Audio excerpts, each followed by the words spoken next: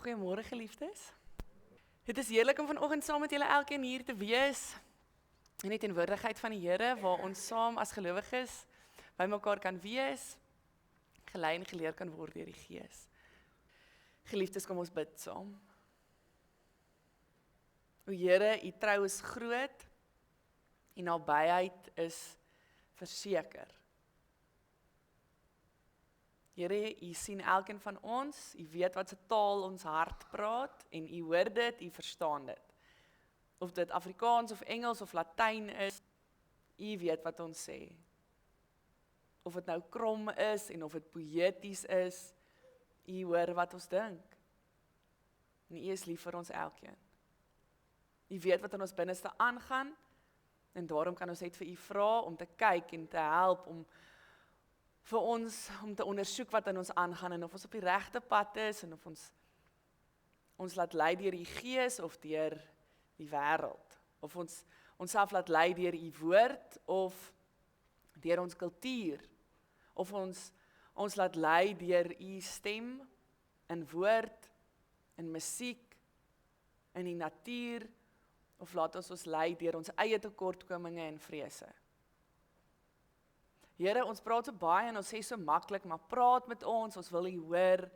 En Here, vanoggend kom sê ons dit weer en ons kom vra dit, dat u Gees tog in ons sal werk en dat ons oortuig sal wees van die rigting wat u wil hê ons moet loop. Here, dankie dat ons as gemeente besig is om te loop, dat ons nie net stil sit nie en dat ons weet u leer en lei ons ook en ons wil vir u dankie sê vir wie ons is en wat ons het, en vra vir u Gees om in ons te wees. Sodat hierdie diens ook, en dit wat nou hier gaan gebeur, o Here, dat dit alles net oor u sal gaan. Hoor ons gebed, Here, luister na ons stem, ons buig laag voor u, want u is al wat ons het. Amen. Gemeente, so 2 weke terug het ek oor Romeine 12 gepreek, en ons het gekyk daarna en vir mekaar gesê dat dit een van daai tekste is wat jou vir weke en weke, dalk jou hele lewe lank kan besig hou. En ons het soveel betekenis en diepte in hierdie teks. Ons het vir mekaar gesê, en ek sê dit graag vanoggend weer, dat Romeine 12 is 'n verhoudingsgerigte teks.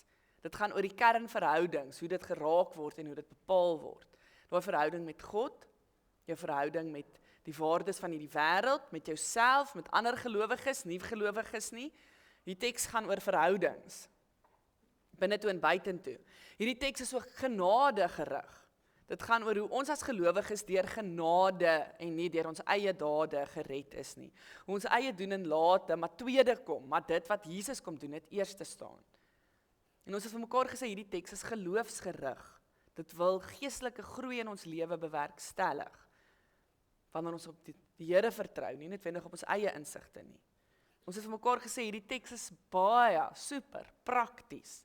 Dit sê vir ons hoe ons moet leef, wat ons moet doen, en hoe ons as ons luister na die wil en die woord van die Here, hoe dit ons nader sal bring aan die pad wat hy wil hê ons moet loop, wie hy wil hê ons moet wees. Die mense, die individue wat hy wil hê ons moet wees. Nou daar gebeur allerlei goed, elke dag, wat maak dat ons maklik vir onsself alternatiewe roetes in hierdie lewe kies. Daar gebeur daaglik goed met ons, sonder dat ons selfs eers probeer, of sonder dat ons dit self gekies het. Probeer daar goed met ons, wat maak dat ons anders is as wie ons wil wees, as wie ons kan wees. En daarom wil ek hê dat ons weer vanoggend uit Romeine 12 uit moet lees, sodat ons weer kan hoor. Maar kom ons wag net gou vir wat die wêreld met ons doen, en wat die wêreld met ons kom maak, en kom ons kom net gou weer terug by wat die teks vir ons sê.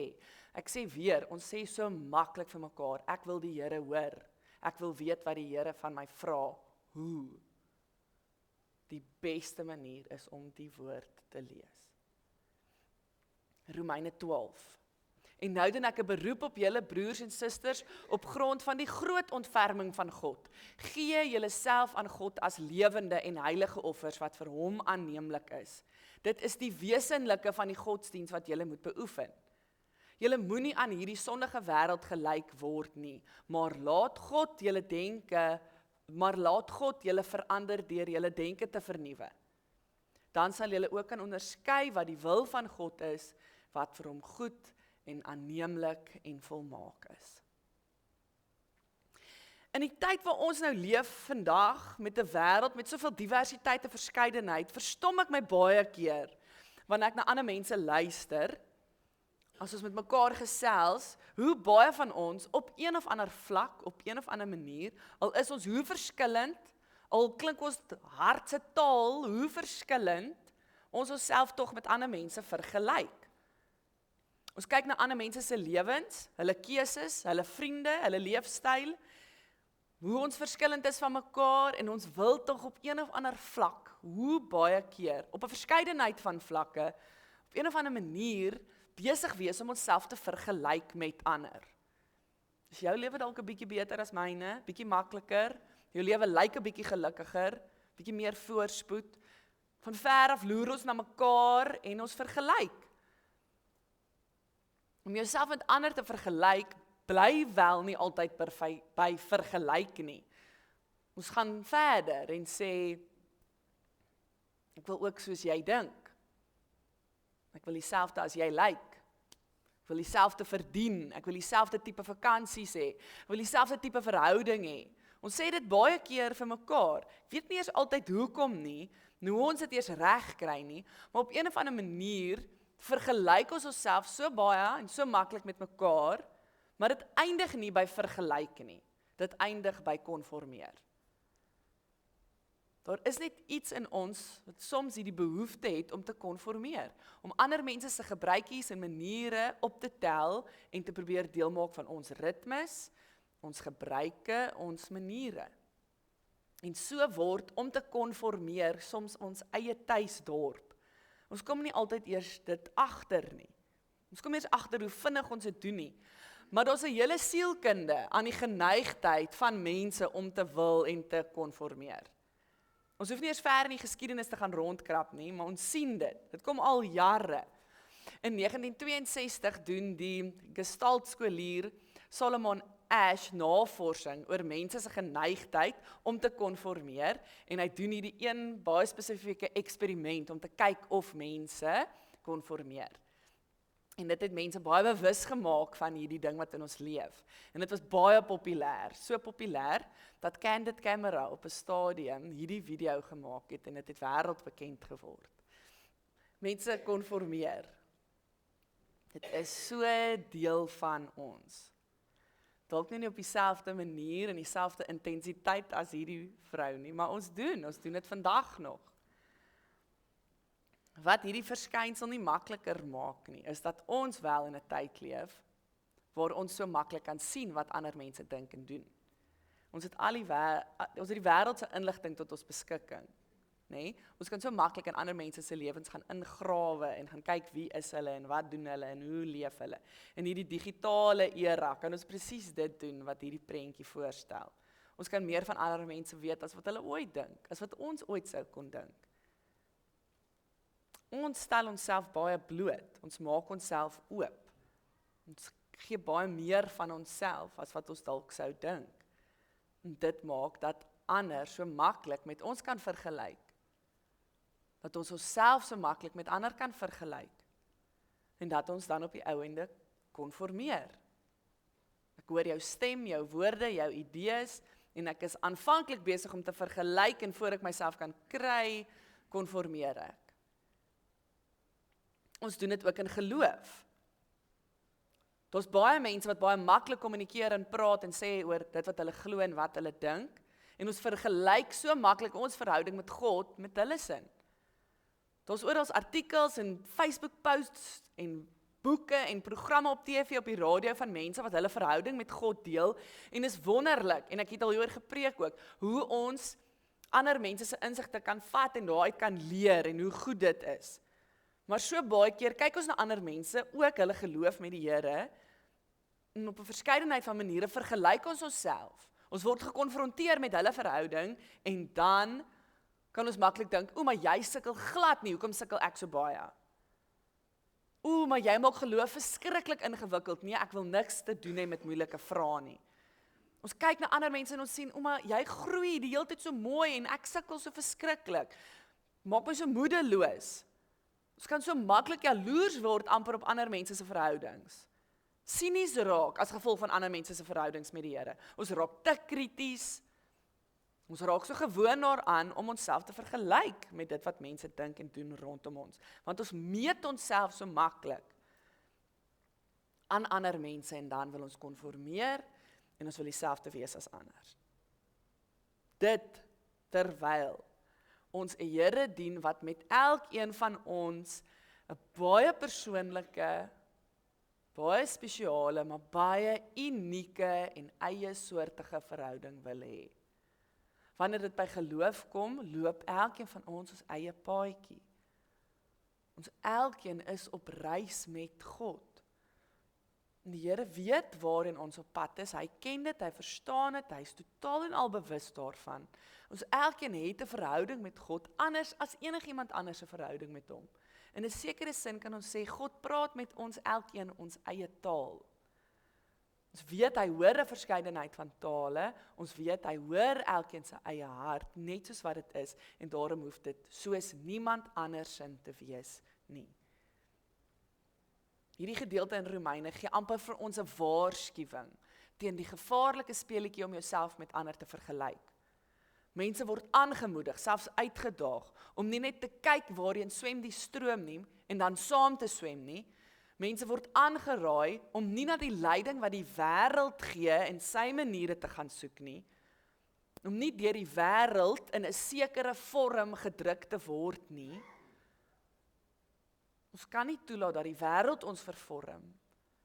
Nee, ons moet in Romeine gaan kyk en hoor wat sê die Here. Hy sê, ek leer jou 'n taal. Nie ander mense se tale praat nie, praat my taal. Wanneer ons dit lees en wanneer ons dit in gedagte hou, dat God elkeen van ons se eie taal verstaan, en dat ons elkeen se taal met die Here anders klink, dan sê dit tog iets vir ons. Ek doen 'n beroep op julle broers en susters op grond van die groot ontferming van God, gee julle self as 'n lewende en heilige offer vir wat hom aanneemlik is. Dis die wesenlike van die godsdiens wat julle moet beoefen. Moenie aan hierdie sondige wêreld gelyk word nie, maar laat julle verander deur julle denke te vernuwe. Dan sal julle ook onderskei wat die wil van God is en wat vir hom goed en aanneemlik is. Ons sien hierdie spel tussen konformeer en transformeer. Konformeer het iets met uiterlike te doen. Ek sien wat jy doen en ek wil dit ook doen. Ek sien hoe jy dit doen en ek wil dit ook so doen. Ek sien wat jou optredes is en ek laat dit my bepaal. Maar ons sien hier aan die ander kant. Laat jouself toe om getransformeer te word van binne af. Laat dit wat jou bepaal van binne af kom. Moenie toelaat dat ander mense bepaal wat se taal jy praat nie. Laat die Gees toe om jou verhouding met God te bepaal. Nou natuurlik gaan dit meer van ons vra. Dit vra meer inspanning, meer tyd in woord en gesprek met God. En dis daar waar die metamorfose sal plaasvind.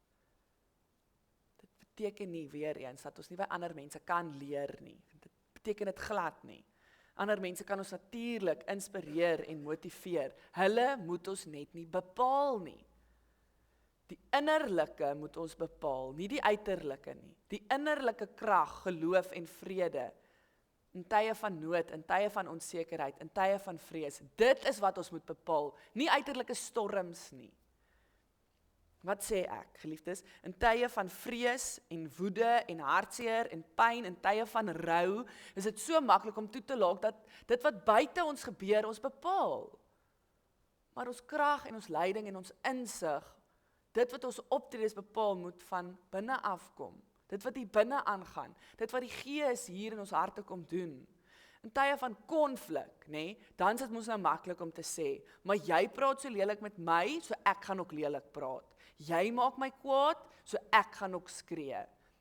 Nooit mag iemand anders optredes, ons optrede bepaal nie. Die hoop wat in ons leef, die Gees wat in ons is, dit moet ons optredes, ons lewe, ons uitkyk bepaal. Anders konformeer ons konstant op grond van dit wat hier buite ons aangaan. Natuurlik is dit makliker om te sê, as jy skree, skree ek saam. As jy kla, dan kla ek nou maar saam. As jy skinder, dan skinder ek lekker hard saam. As jy verkleineer ek. Dis nie waarvoor ons geroep word nie. Dis nie wie ons kan wees nie. dis nie wie ons moet wees nie. Wat hier buite gebeur, en hoe jy met my praat, kan nie my bepaal nie, dit mag nie my bepaal nie. Dit wat hier aangaan, dit wat ek lees en wat die Gees in my doen, dit bepaal my lewe. En ons gebedslewe is seker die eerste plek waar dit kan begin. Ek lees in die week, iemand praat so mooi, hy sê, hy bid meestal die woord ja. Ja, Here, kom doen met my wat U wil. Ja, Here, stuur my waar ek moet gaan. Ja, Here, wys my wat ek moet doen. Ja, Here, ek is oop vir U Gees. Wanneer ons ja sê vir die Gees wat in ons leef en in ons werk, wanneer ons ingestel is op sy werk, sal die transformasie begin. Sal dit wat moet verander, verander. Die interessante van die eksperiment wat gedoen is oor die sielkunde van konformeer, is dat ons so vinnig konformeer. Maar die wonderlike is dat dit beteken ons kan verander. Dit beteken ons is nie net set in stone nie. Ons kan ook draai en na die agterkant toe kyk. Die teks sê dit, laat julle toe dat julle verander word, dat julle vernuwe word. Om nie aan die wêreld gelykvormig te word nie. Dis die uitdaging. Die wêreld sal in enige stadium ons wil oortuig om eerder aan die ander kant toe te kyk. Om weg te draai van haat en onreg en onderdrukking. Om nie geweld raak te sien nie. Dit sal die wêreld met ons doen. Dit verg transformasie, dit verg vernuwing van denke, om onsself los te maak van die wêreldse poging. Om ons besig te hou met dinge wat nie saak maak nie. En soos Paulus sê, soos wat Paulus smeek, te hoor om die wêreld af te skud en aandag te gee aan dit wat wel saak maak. En so die wil van God te onderskei, om wat goed en aanneemlik en volmaak is. Dit word bepaal deur die Gees, deur die vernuwende krag van die Gees. Hy is die een wat ons help. Dis op wie ons ingestel moet wees, sodat die woorde van ons mond en die gedagtes van ons harte vir hom goed en aanneemlik sal wees. Ek verwoord Psalm 19 weer in hierdie opsig. Die woord van die Here is volmaak, dit gee lewe. Die onderwysing van die Here is betroubaar, dit gee wysheid aan die wat nog onervare is. Die bevele van die Here dui die regte koers aan, dit bring blydskap. Die gebod van die Here is helder, dit gee insig. Die eise van die Here vir sy diens is goed, dit staan altyd vas. Die bepalings van die Here is reg. Elkeen van hulle regverdig. Hulle is kosbaarder as goud, selfs as baie goud. Hulle is soeter as heuning, as druppels uit 'n heuningkoek. U dienaar laat hom daardeur leer. Wie dit alles onderhou, groot is sy beloning. Nou Paulus sê nog een ding. En hy sê dat hy bewus is dat ons hierdie kan doen as individue, maar dat ons nie moet nie, dat ons nie hoef nie. Ons is lede van 'n liggaam van Christus en daarom stel hy daardie liggaam in staat om as 'n liggaam te werk. Hierdie wat ons doen, hierdie wat ons wil doen, kan ons eintlik alleenlik doen wanneer ons besef ons is deel van 'n groter liggaam. Nie een van ons kan alles doen nie. Geen enkele gemeenskap kan selfs alles doen nie. God bemagtig wel 'n gemeenskap om te doen waarvoor hulle geroep is in hulle konteks.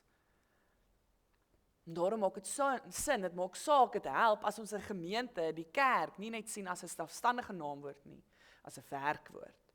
Dis nie net 'n plek waarheen ons kan kom nie, dis 'n lewende offer aan God. Die verskillende gawes wat elkeen van ons kry, laat gebeur, volgens die genade wat aan ons gegee is. Dis nie net bloot genade as vergifnis van sonde nie, dis genade om die transformerende krag van God, die vernuwing van denke, die lewende offer, die beliggaaming van God se eindelose barmhartigheid, om dit wat God wil hê van ons as gemeente in werking te sit, sodat ons goed en aanneemlik en reg sal wees voor God.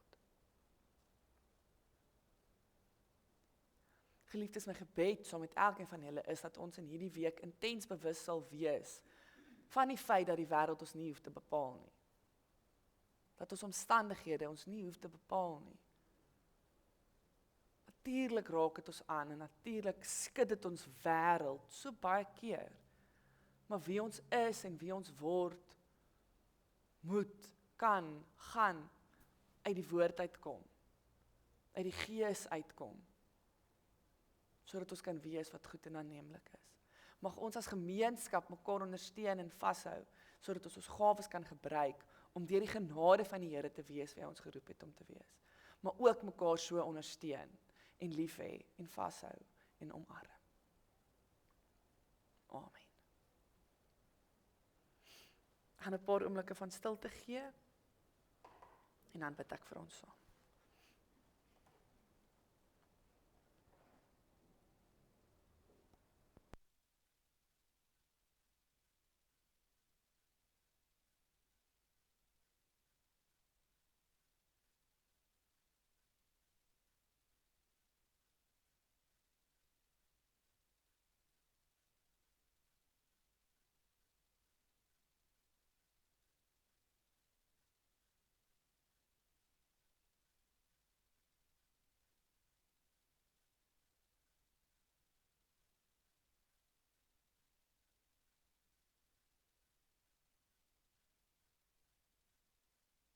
O Here, U ken my, U sien my, U kyk dwars deur my, of ek sit en of ek staan, U weet dit. U is met al my paaie goed bekend. Er is nog nie 'n woord op my tong nie, of U, Here, weet wat dit gaan wees. U omsluit my van alle kante, U neem my in besit. Die wete oorweldig my, dis te hoog vir my begrip. Waarheen sou ek gaan om van U Gees af weg te kom? Waar sou ek vir U kon gaan wegkruip?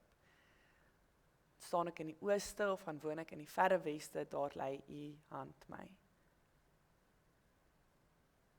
Here, kyk tog in ons harte en op watse pad ons is.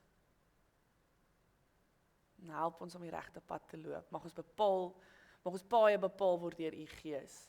Mag wat ons sê en ons doen bepaal word deur die Gees. Mag hoe ons praat en hoe ons werk bepaal word deur die Gees. Mag die wêreld nie vir ons standaarde skep, ons lewe bepaal nie, maar U goedheid en guns. Here, U weet, wie sit vanoggend hier met familie wat siek is, wat ver is, wat alleen is, wie se toekoms erg onseker is. Ek vra dat U troos in dit sal kom inwerk. U weet ook wat se vreugde in ons lewe, en ons weet dit kom uit U hand uit, en daarom wil ons vir U dankie sê, en U naam loof en prys. Dankie vir oomblikke soos hierdie, dat ons weet ons is saam in die ding, en ons kan die lewe saam doen. Ons vra dit alles in U naam alleen. Amen.